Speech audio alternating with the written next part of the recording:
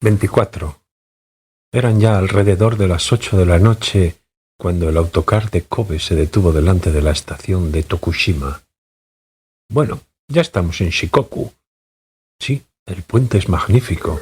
Nakata nunca había visto un puente tan grande, dijo Nakata. Ambos se apearon del autocar, se sentaron en un banco del parque y permanecieron allí unos instantes contemplando las vistas. ¿Has tenido ya alguna especie de revelación de a dónde tenemos que ir ahora?, preguntó el joven. No, Nakata sigue sin saber nada. Pues sí que estamos apañados. Nakata permaneció largo tiempo acariciándose la cabeza con la palma de la mano, como si reflexionara. Señor Oshino, dijo. ¿Qué? Lo siento muchísimo, pero querría dormir. Tengo muchísimo sueño, tanto que me parece que voy a quedarme dormido aquí mismo. Espera un poco, hombre, saltó el joven precipitadamente. Me vas a poner en un aprieto. Aguántate un poco, que enseguida te encuentro alojamiento. Sí, Nakata intentará aguantar un poco más sin dormirse. Oye, ¿y comer qué? No necesito tomar nada, solo quiero dormir. El joven Oshino buscó deprisa y corriendo una oficina de turismo, encontró una habitación con desayuno incluido, no muy cara, en un ryokan, y telefoneó para ver si había habitaciones libres. Como el ryokan quedaba un poco lejos de la estación, se dirigieron allí en taxi. En cuanto entraron en el cuarto, la camarera le extendió el futón sobre el tatami. Nakata se desnudó, se escurrió dentro sin bañarse siquiera, y un instante después ya dejaba oír la acompasada respiración del sueño. Nakata cree que dormirá mucho, así que no se preocupe usted, solo dormiré, dijo Nakata antes de sumirse en el sueño. Vale, yo no te molestaré. Duerme tanto como quieras, repuso el joven, pero Nakata ya estaba inmerso en un profundo sueño. Oshino se bañó con calma y luego salió solo.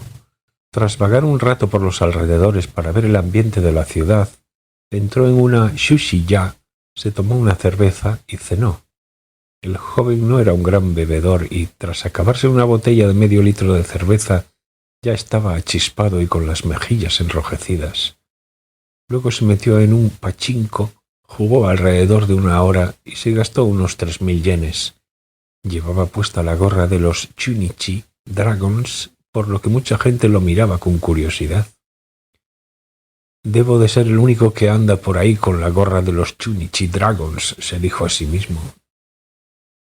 Al volver al ryokan, encontró a Nakata profundamente dormido en la misma posición en que lo había dejado. La luz de la habitación estaba encendida, pero eso no parecía afectar en lo más mínimo al durmiente. «Qué feliz es el tipo este», pensó.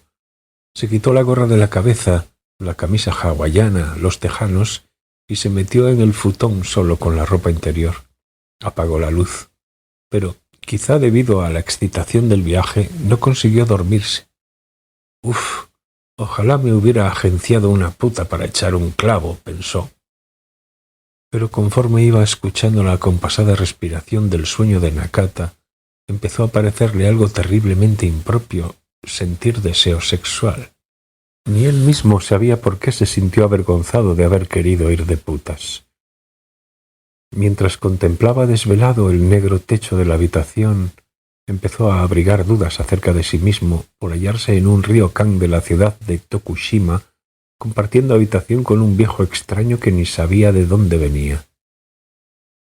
En principio, aquella noche él tendría que haber estado conduciendo con un servicio de vuelta a Tokio. En ese preciso instante debería encontrarse a la altura de Nagoya. A él no le disgustaba su trabajo y en Tokio, solo con hacer un par de llamadas, podría haber quedado con unas amigas. En cambio, después de entregar la mercancía en los grandes almacenes, casi por un impulso se había puesto en contacto con un compañero de trabajo que estaba en Kobe y le había pedido que lo sustituyera aquella noche en el viaje de vuelta a Tokio. Había llamado a la compañía, había exigido que le dieran 3 días de fiesta y se había ido con Nakata, sin más, a Shikoku, llevándose solo una pequeña bolsa con una muda de ropa y objetos de aseo. Al principio, Oshino había sentido interés por Nakata porque, tanto en el aspecto físico como en la manera de hablar, Le había recordado a su abuelito muerto, pero poco después esa impresión se desvaneció y fue la propia personalidad de Nakata la que empezó a atraer al joven. Nakata hablaba de una manera muy extraña y lo que decía era más raro todavía. Pero esa rareza poseía algo que cautivaba el corazón de las personas. Y Hoshino se encontró a sí mismo interesándose por el lugar a donde iría y por lo que haría Nakata a continuación. Hoshino había nacido en una familia campesina, era el tercero de 5 hermanos, todos varones. Hasta acabar la enseñanza media se había portado más o menos bien, pero después, en la escuela de formación profesional, empezó a frecuentar malas compañías y a hacer salvajadas. Incluso la policía lo detuvo en varias ocasiones. Consiguió graduarse, mas luego, sin un trabajo decente y por añadidura metido en líos con una mujer, no tuvo más remedio que enrolarse en las Fuerzas Armadas de Autodefensa. Lo que él quería de verdad era conducir un tanque, pero como no logró sacarse la licencia mientras estuvo en el ejército, se dedicó principalmente a conducir vehículos de transporte pesado. A los 3 años dejó el ejército y encontró trabajo en una empresa de transporte. Y ya hacía 6 años que conducía camiones de transporte de mercancías de largo recorrido. Conducir camiones iba mucho con su carácter. Las máquinas le gustaban y, por otro lado, cuando se sentaba en el asiento del conductor y agarraba el volante, se sentía como un señor parapetado en su castillo. Claro que el trabajo era duro. Nunca sabía cuántas horas tendría que estarse pegado al asiento, pero él jamás hubiese podido soportar trabajar en una oficina miserable, desempeñando un trabajo miserable, controlado por un jefe miserable. Había sido pendenciero toda su vida. Como era pequeño y delgaducho, no parecía que fuera a tener mucha fuerza, pero la tenía. Además, una vez que se enfadaba ya no tenía freno. Ponía unos ojos de loco que, por lo general, amedrentaban a sus contrincantes. Tanto en el ejército como después de empezar a trabajar como camionero, había tenido broncas con frecuencia. Y no hace falta decir que algunas veces había ganado y que otras había perdido. Pero tanto en unas ocasiones como en otras, las peleas no le habían llevado a ningún sitio. Eso lo había comprendido recientemente. Y él mismo se admiraba de no haber salido peor parado. En su salvaje e indómita época de estudiante, cuando tenía problemas con la policía, siempre era su abuelito quien lo iba a buscar. Su abuelo se inclinaba ante la policía, asumía la responsabilidad. A la vuelta lo llevaba a un restaurante a hacer una buena comida. Ni siquiera entonces lo sermoneaba. Los padres jamás habían dado un solo paso por su hijo. Eran pobres y bastante tenían con asegurarse el sustento. No les sobraba tiempo para perderlo con su descarriado tercer hijo. De no ser por el abuelito, ¿qué diablos habría sido de mí?, se preguntaba a veces. Su abuelo, como mínimo, se acordaba de que existía, se preocupaba por él. No obstante, él jamás le había dado las gracias. No había sabido cómo hacerlo y, además, en aquella época tenía toda la atención puesta en su propia supervivencia. Poco después de su ingreso en el ejército, su abuelo enfermó de cáncer y murió. Al final chocheaba, ni siquiera lo reconocía. Después de la muerte de su abuelo, ya no regresó a casa. Cuando Hoshino se despertó a las 8 de la mañana del día siguiente, Nakata aún seguía profundamente dormido, sin cambiar de postura. Tanto la potencia como el ritmo de su respiración eran también los mismos de la víspera. El joven bajó y desayunó con otros huéspedes en una amplia sala. Un desayuno sencillo, pero se podía tomar tanto misoshiru y arroz hervido como se quisiera. ¿Su acompañante no desayuna?, preguntó la camarera. Todavía duerme, no parece que vaya a comer nada. Me sabe mal, pero de momento deja el futón tal como está, dijo el joven. A mediodía, Nakata todavía seguía durmiendo, por lo que el joven tuvo que alargar la estancia en el Ryokan una noche más. Luego salió, entró en una soba-ya y se comió un oyakodon. Después dio un paseo por los alrededores, entró en una cafetería, se tomó un café, fumó unos cigarrillos y leyó unos cuantos manga. Al volver al Ryokan, Nakata aún dormía, ya eran cerca de las 2 de la tarde. Preocupado, el joven le puso una mano sobre la frente. No parecía haber nada anormal. La frente no estaba ni caliente ni fría. La respiración seguía siendo pausada y regular. Las mejillas mostraban un saludable color sonrosado. No parecía encontrarse mal, solo que continuaba durmiendo, sin haberse dado la vuelta siquiera una vez. ¿No habrá problema con que duerma tanto? ¿No estará enfermo?, preguntó preocupada la camarera que había entrado en la habitación. Estaba muy cansado, comentó Oshino. Dejémosle dormir tanto como quiera.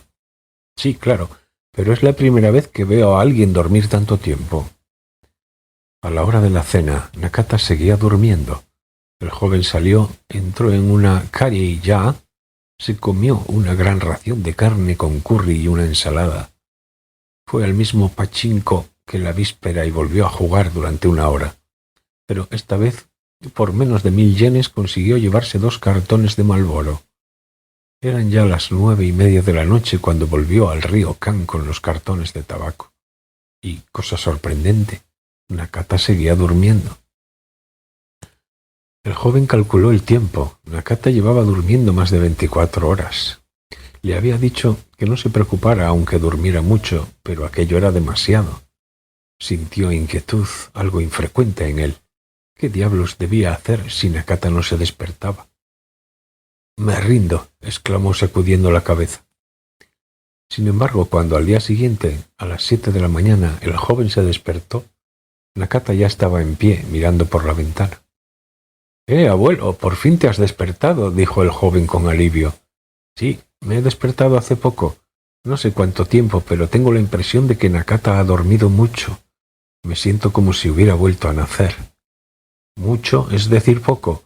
Has dormido desde poco después de las 9 de la noche de anteayer, o sea, unas 34 horas seguidas. Vamos, como la bella durmiente. Sí, Nakata tiene apetito». «Pues claro, como que llevas casi 2 días sin comer». Los dos bajaron a la amplia sala debajo de la planta baja y desayunaron. Nakata comió tanto arroz que la camarera no salía de su asombro. «Este hombre duerme mucho, pero a la que se despierta no para de engullir». «Ha comido para 2 días», dijo. «Sí, Nakata tiene que comer mucho». «Usted goza de muy buena salud, ¿verdad?»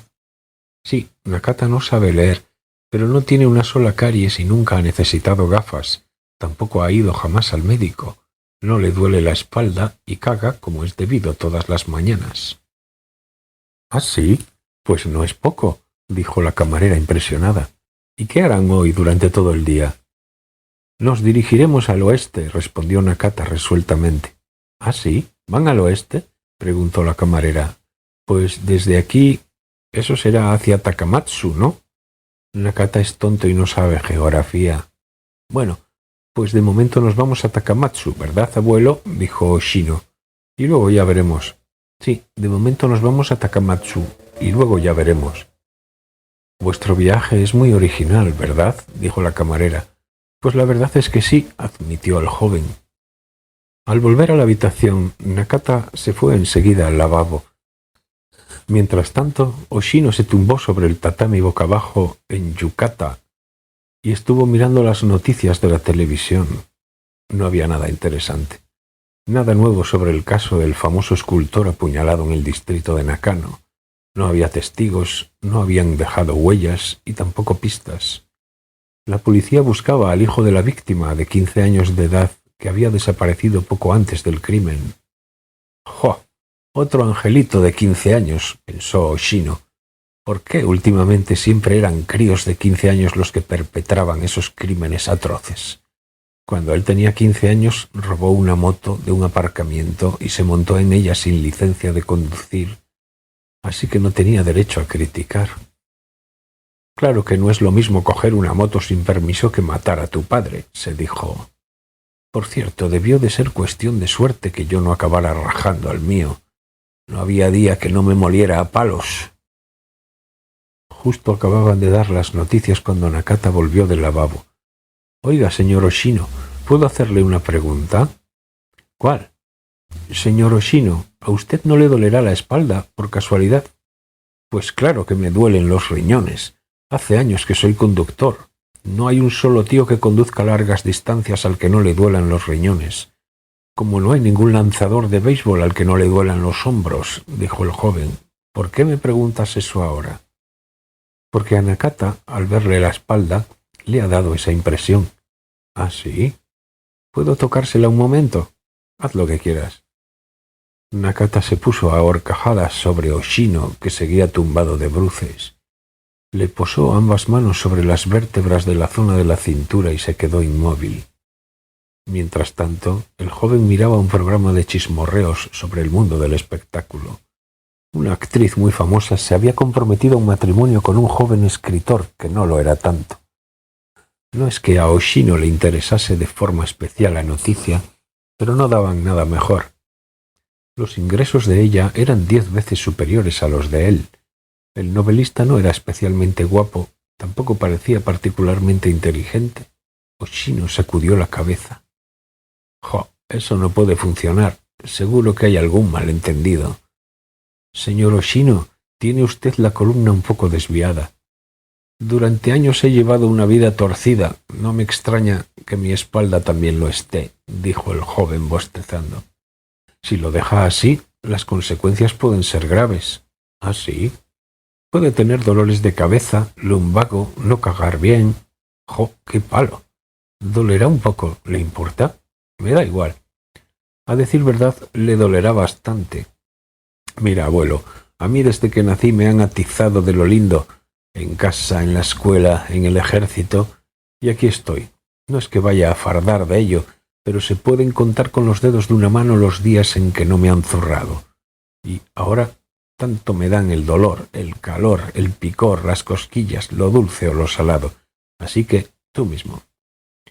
Nakata entornó los ojos, se concentró y comprobó con extremo cuidado que sus 2 pulgares estuvieran colocados en el lugar exacto de la espalda de Oshino. Cuando halló el punto justo, primero fue incrementando poco a poco, muy despacio, la presión de los dedos, inspeccionando el terreno. De pronto tomó una bocanada de aire, lanzó un gritito como el de un pájaro de invierno, hizo acopio de todas sus fuerzas y le clavó los dedos entre el hueso y el músculo. El dolor que experimentó el joven fue espantoso, más allá de toda lógica. Un enorme relámpago le atravesó la cabeza, la mente se le quedó en blanco. Se sintió como si lo hubiesen arrojado, de golpe, desde lo alto de una torre a las profundidades del infierno. Ni siquiera pudo soltar un alarido. Tan intenso era el dolor que no podía ni pensar. Todas las ideas se le calcinaron y desaparecieron. Todas sus sensaciones quedaron condensadas en el dolor. Tuvo la impresión de que su cuerpo había sido despedazado. Ni siquiera la muerte debía de ser tan atroz. No podía abrir los ojos. Se quedó de bruces contra el tatami, tal como estaba, incapaz de hacer un solo movimiento, babeando. Las lágrimas le resbalaban por las mejillas. Oshino permaneció en esa lamentable situación durante casi 30 segundos. Luego, finalmente, el joven aspiró una bocanada de aire, hincó los codos sobre el tatami y se incorporó tambaleante. El tatami oscilaba de una manera funesta, como el mar antes de una tormenta. «Le ha dolido, ¿verdad?»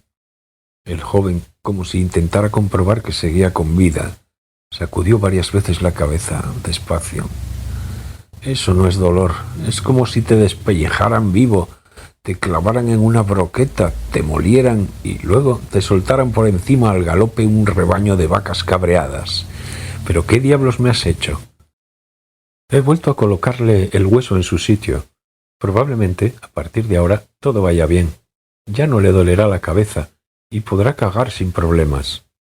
En efecto, cuando el intenso dolor remitió, como si se retirara la marea, el joven se dio cuenta de que sentía una inusual ligereza en la zona de la cintura. Aquel dolor sordo y pesado de siempre había desaparecido. Notaba, además, una claridad nueva alrededor de las sienes. Su respiración era más pausada. Incluso le entraron ganas de hacer del vientre. Pues sí, parece que por aquí y por allá todo anda mejor. Sí, todo era culpa de un hueso de la cintura, dijo Nakata. Pero ha dolido mucho, ¿eh? suspiró Oshino.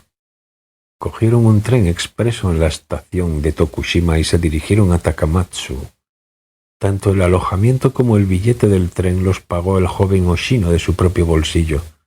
Nakata insistió en pagar él, pero el joven no quiso ni escucharlo. Mira, de momento pago yo, y luego ya pasaremos cuentas. No me gusta eso de que los hombres adultos vayan pagando a medias. Sí, Nakata no se aclara mucho con el dinero, así que lo dejo en sus manos, señor Oshino, dijo Nakata. Pero escucha, gracias a tu shiatsu me siento muchísimo mejor. Déjame que te pague algo al menos. Hace mucho tiempo que no me encontraba tan bien.